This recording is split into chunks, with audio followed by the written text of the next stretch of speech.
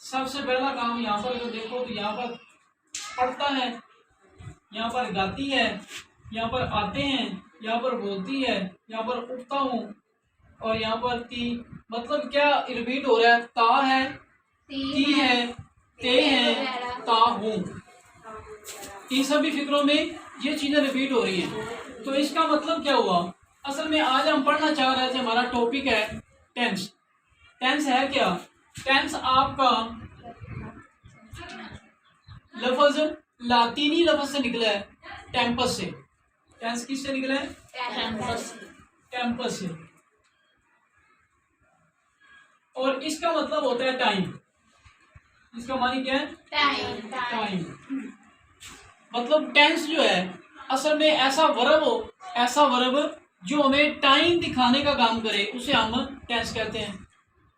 ऐसा वर्ब जो टाइम दिखाने का काम करे, उसे हम टेंस कहते हैं। तो अब हमारे पास सबसे पहले है ये जो फिक्रे हमारे रिपीट हुए हैं, ता है, ती है, ते हैं, ये है present indefinite tense.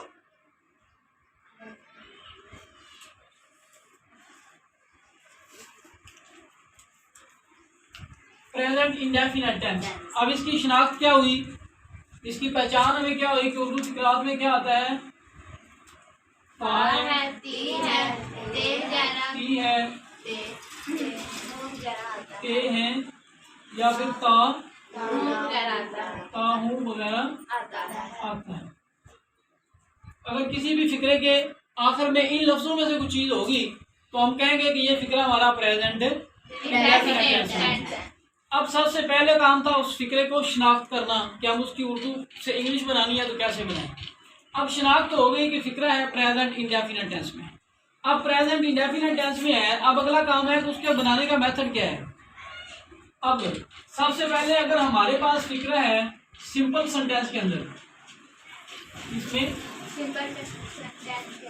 Simple sentence तो बनाने का तरीका क्या है? सब्जेक्ट, इसके बाद वर्ब की फर्स्ट फॉर्म या वर्ब की फिफ्थ फॉर्म। अब वर्ब की फिफ्थ फॉर्म किसे कहेंगे?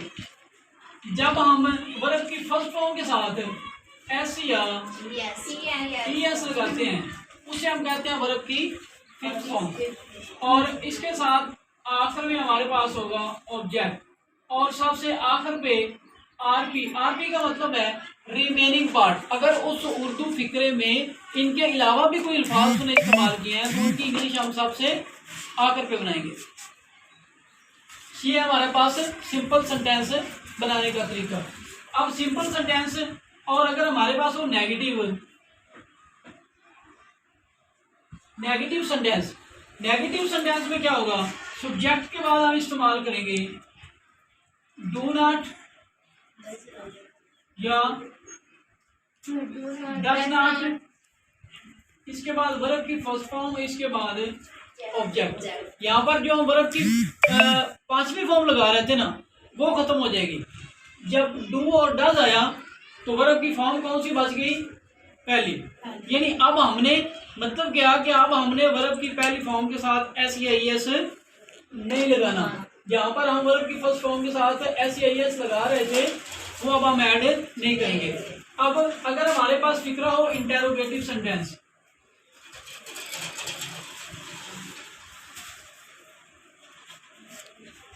उसके बनाने का क्या तरीका है? सबसे पहले फिक्रे का शुरू में आ जाएगा डू या डज, इसके बाद सब्जेक्ट, इसके बाद वर्ब की फर्स्ट फॉर्म, इसके बाद ऑब्जेक्ट।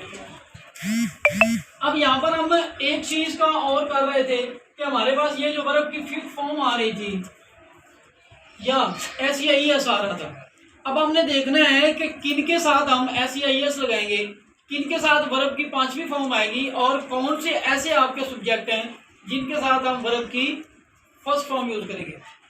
अब अगर हमारे पास सब्जेक्ट हो ही, शी, इट या वाहिद नाम, ही, शी, इट या वाहिद नाम, तो ये वाले सारे जो हैं ये लेंगे आपकी वर्ब की फर्स्ट, जिसको हम कह रहे थे वर्ब की पांचवी फॉर्म, या इसी के ही असल में ये चीज थी वर्ब की पहली फॉर्म के साथ एस या ईएस, इसी को हम कह रहे थे वर्ब की पांचवी फॉर्म, वर्ब की फर्स्ट फॉर्म के साथ एस या ईएस को। अगर हमारे पास इनमें से कोई सब्जेक्ट होगा तो हमने क्या करना है, वर्ब की पहली फॉर्म के साथ एस या ईएस लगाना है। अगर सब्जेक्ट इनमें से हो तो वर्ब की फर्स्ट फॉर्म के साथ एस या ईएस लगाएंगे, और इनके अलावा सब्जेक्ट होगा तो इसका मतलब है कि हमने फिर वर्ब की फर्स्ट फॉर्म के साथ एस या ईएस नहीं लगाना। अब यहाँ पर भी दो चीजें आ रही हैं, एक एस आ रहा है एक ईएस आ रहा है। अब हमने एस किसके साथ ऐड करना है और ईएस किसके साथ ऐड करना है। अब उसके लिए देखें जरा, अगर सब्जेक्ट हमारा ये हो, सब्जेक्ट इनमें से आ रहा हो, और वर्ब का आखिरी लफ्ज, वर्ब का आखिरी लफ्ज हमारे पास हो O X C H S H double S, तो फिर हमने क्या करना है, अगर ये अल्फाज होंगे वर्ब के एंड पर तो फिर हमने लगाना है ईएस। वर्ब के एंड पे अल्फाज हो इनमें से, सब्जेक्ट हो इनमें से, तो फिर हम क्या ऐड करेंगे, ईएस। इनके अलावा बाकी के साथ हमने जस्ट एस ऐड करना है। आइए अब हम इसकी एग्जांपल देखते हैं। सबसे पहला हमारे पास सेंटेंस है, वो अच्छी किताबें पढ़ता है। अब हमने सबसे पहली चीज इसके अंदर अब हमने शनाख्त करनी कि हमारे पास सब्जेक्ट कौन सा है। सब्जेक्ट इसका है वो, सब्जेक्ट वो, ये हमारे पास सब्जेक्ट है। इसका वर्ब कौन सा है, पढ़ना, ये हमारे पास वर्ब है। और इसके बाद पढ़ता क्या है, वो अच्छी किताबें पढ़ रहा है। ये अच्छी तो साथ में उसके एडजेक्टिव यूज हो रहा है, वरना किताबें जो था ये आपका ऑब्जेक्ट है, यानी वो किताबें पढ़ता है। अब वो कैसी किताबें पढ़ता है, अच्छी पढ़ता है, बुरी पढ़ता है, इंटरेस्टिंग, किस टाइप की किताबें पढ़ रहा है। तो ये अच्छी किताबें असल में आपके वर्ब के मानी में इजाफा कर रही हैं, एडजेक्टिव हैं, ये उसकी में बता रही हैं खूबी को। तो ये आपका क्या है, ऑब्जेक्ट है। अब अगली एक चीज और है, हमारे पास इंग्लिश आई, सब्जेक्ट था हमारा वो की इंग्लिश हम बता रहे हैं ही। अब हमारे पास ही का मतलब भी वो, शी का मतलब भी वो, और दे का मानी भी वो। अब हमने बेटा इनमें से शनाख्त करनी है कि हम कौन से वो की जगह पे ही लगाएंगे, कौन सा वो है जिसकी जगह पे हम शी लगाएंगे, और कौन सा वो है जिसकी जगह पे हम दे लगाएंगे। अब पहले पे आ जाए, सबसे पहले ही है वो। अगर हमारे पास है ता है,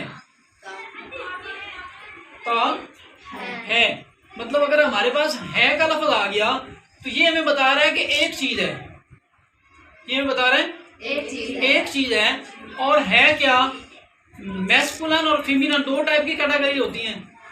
तो यहाँ पर ये कह रहा है कि ये मैस्कुलिन है, मतलब मुज़क्कर है। ता है हमें बता रहा है कि ये मुज़क्कर है, तो हमने क्या लगाना है, ही लगाना है।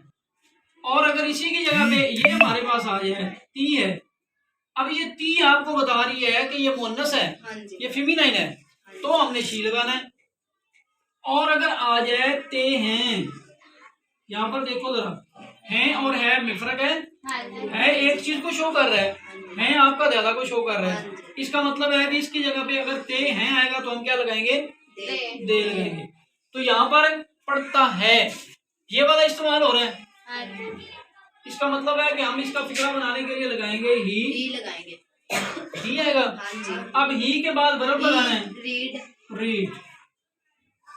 इसके बाद आपका ऑब्जेक्ट है good books.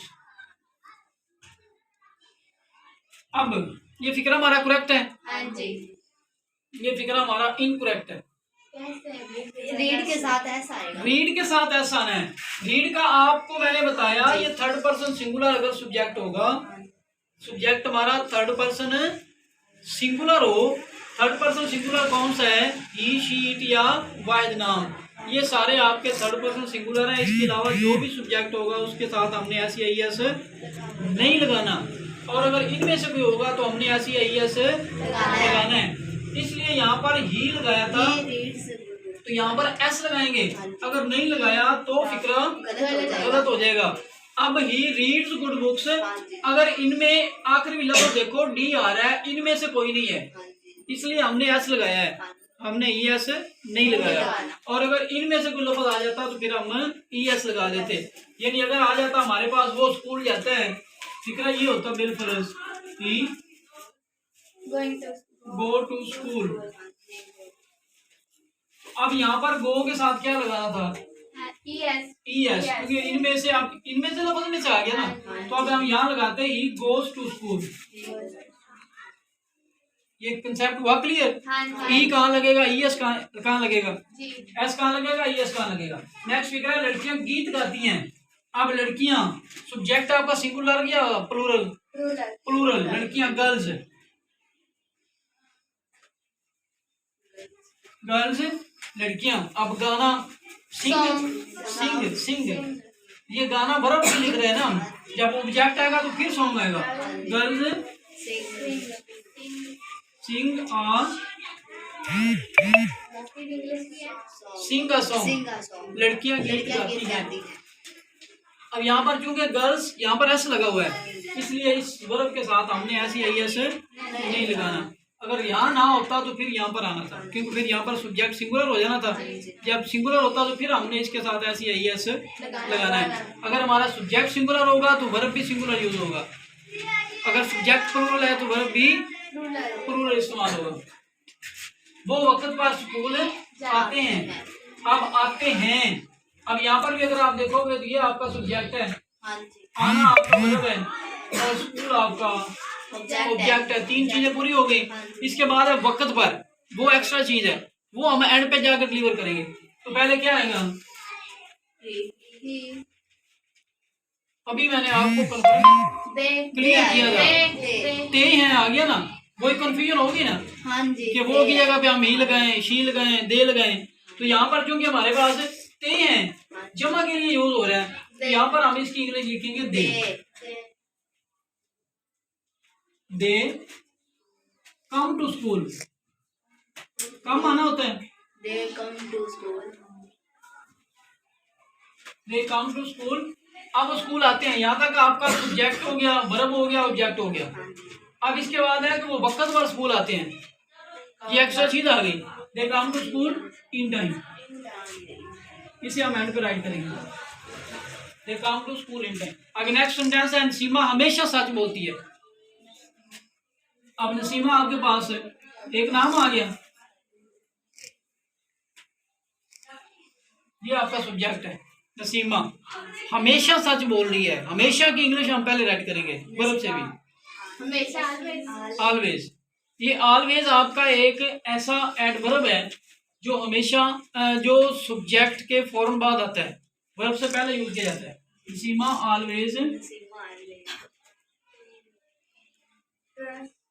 Always speak the truth. Always speak the truth. अब नेक्स्ट सेंटेंस है हमारे पास नंबर 6 पे, बकरी दूध देती है। तो ये बल्कि एक नंबर 5 वाला, मैं सुबह सवेरे उठता हूँ। नंबर 5 पे मैं सुबह सवेरे उठता हूँ, इसका सब्जेक्ट आपका आई मैं, और ये उठना आपका वर्ब, और सुबह सवेरे ऑब्जेक्ट हो गया। कब उठ रहा है, टाइम जो बता रहा है हमें, तो I get up early in the morning. Early in the morning.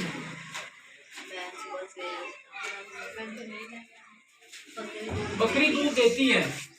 Number 6 पे, जब कोई जानवर अपनी पूरी नस्ल की नुमाइंदगी कर रहा हो तो उससे पहले आर्टिकल का इस्तेमाल लाजमी है दा, उससे पहले हम दा लगाएंगे, दा गौ।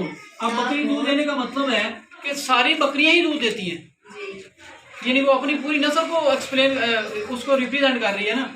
जब कोई से रिप्रेजेंट करेगी तो फिर हम द गोट लिखेंगे। The goat, the goat give होता है देना, गिव्स मिल्क।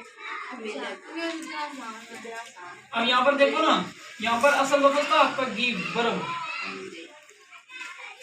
असल वर्ब हमारा क्या है, गिव देना।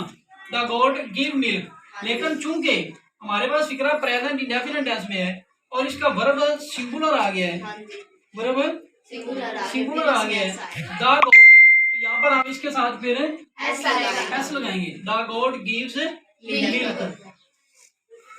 क्रीम अपने दांत साफ करता है। अब इसका सब्जेक्ट तो वहां है, नाम है क्रीम, साफ करना की इंग्लिश क्लीन, अब अपने दांत हिज टीथ,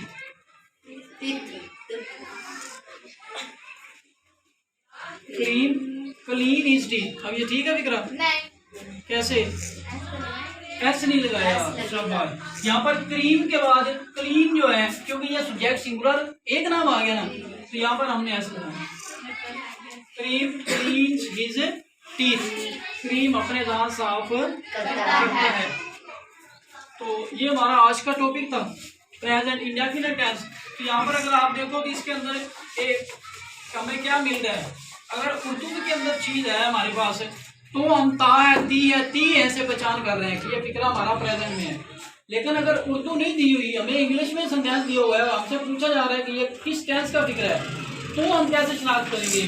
तो हमारे पास इसकी शनाख्त क्या है, इसके अंदर हमें या तो वर्ब की फर्स्ट फॉर्म मिलेगी, वर्ब की फर्स्ट फॉर्म मिलेगी, या फिर वर्ब की पांचवी फॉर्म मिलेगी, या पहली फॉर्म मिलेगी, या वर्ब की पांचवी फॉर्म मिलेगी, या फिर इसके अंदर क्या होगा, डू या डज। वर्ब की पहली फॉर्म, वर्ब की पांचवी फॉर्म, डू या डज। अगर ये चीजें आएंगी तो इसका मतलब है कि हम कह सकते हैं कि ये फिक्रा हमारा किस टेंस में है, प्रेजेंट में। इसमें है प्रेजेंट में है। तो नेगेटिव फिक्रा अगर हम बनाएं जो हमने लिखे हैं, इसी में से किसी को नेगेटिव कर लेते हैं। मैं सुबह सवेरे उठता हूँ, मैं सुबह सवेरे नहीं उठता। नेगेटिव बनाने के लिए क्या करते हैं, उसके अंदर नहीं का जिक्र होता है।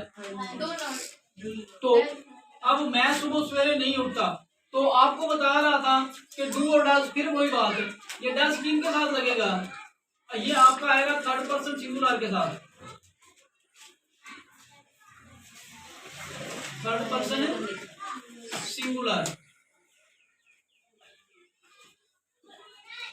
थर्ड पर्सन सिंगुलर के साथ डज लगेगा और बाकी के साथ डू लगाएंगे। और थर्ड पर्सन सिंगुलर आपके हैं कौन से, वही आपका ही, शी, इट या वाइड नाम। अब हमने क्या लिखा, I do not get up early in the morning.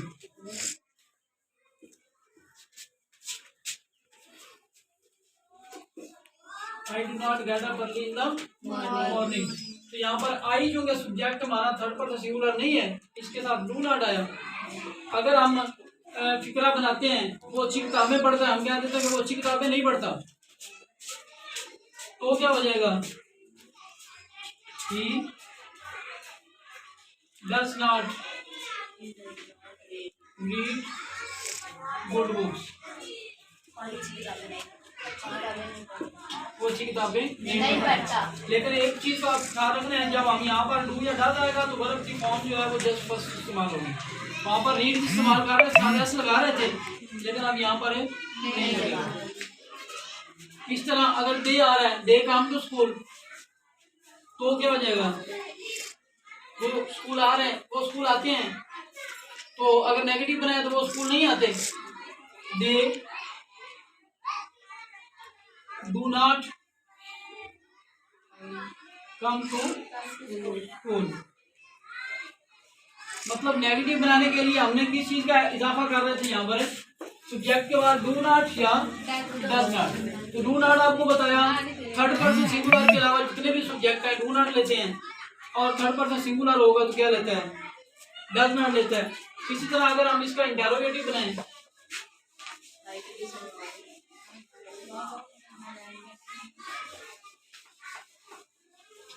अगर हम इंटेरोगेटिव बनाएंगे तो फिक्रा हमारा क्या लेगा, सब्जेक्ट पहले लेगा। तो क्या होना चाहिए, यानी यहाँ पर अगर फिक्रा है वो अच्छी किताबें पढ़ता है, हम इसको बना दे क्या वो अच्छी किताबें पढ़ता है, तो जब क्या करेंगे तो वो क्या हो जाएगा, फिर हमने उसको डू या डज फिक्रे के शुरू में लगाना है सब्जेक्ट के मुताबिक। सब्जेक्ट ही है does he read good books, does he read good books, ये आपका फिक्रा क्या हो गया, इंटेरोगेटिव। लेकिन अब ये ख्याल रखना ये ना हो कि जब फिक्रे में क्या आ जाए तो आप वहां पर बट लगा रहे हो। उसकी उर्दू में फिर क्या होगा, हमारे पास फिक्रे के शुरू में क्या इस्तेमाल होगा, यानी अगर यहाँ पर हम लिखते हैं क्या बकरी दूध देती है, क्या बकरी दूध देती है, ये वाला फिक्रा इंटेरोगेटिव है। ये क्या जो है इसकी इंग्लिश हमने अब वर्ड नहीं करनी, अब टेंस के हिसाब से क्या आना चाहिए इसकी जगह पे, डू आएगा या डज आएगा, डज आएगा क्योंकि ये सब्जेक्ट हमारा कौन सा सिंगुलर है। तो does the goat give milk. इसी तरह क्रीम अपने दांत साफ करता है, क्या क्रीम अपने दांत साफ करता है, डज क्रीम, इसके शुरू में सिर्फ क्या लगाना है, डज, डज क्रीम, और ये एस खत्म हो जाएगा। ठीक है, हमारा क्या बन गया, डज क्रीम, ये डज सिर्फ हमने शुरू में लगा दिया, उसके बाद ये फिक्रा सेम ये एस खत्म हो जाएगा। और अगर हमारे पास आ जाए फिक्रा कि वो वक्त पर स्कूल आते हैं, अब उसका सब्जेक्ट दे आ रहा है, तो हम क्या लगाएंगे, क्या वो वक्त पर स्कूल आते हैं, do, do they come to school in time. तो यहाँ पर आखिर में जब भी क्वेश्चन सेंटेंस होगा तो आखिर में सवालिया निशान जो है वो लगाना नहीं होगा। उर्दू फिक्रे के आखिर में भी क्वेश्चन मार्क्स आएगा और इंग्लिश फिक्रे के आखिर में भी क्वेश्चन मार्क्स आएगा। ये था हमारा आज का टॉपिक प्रेजेंट इंडेफिनिट टेंस का।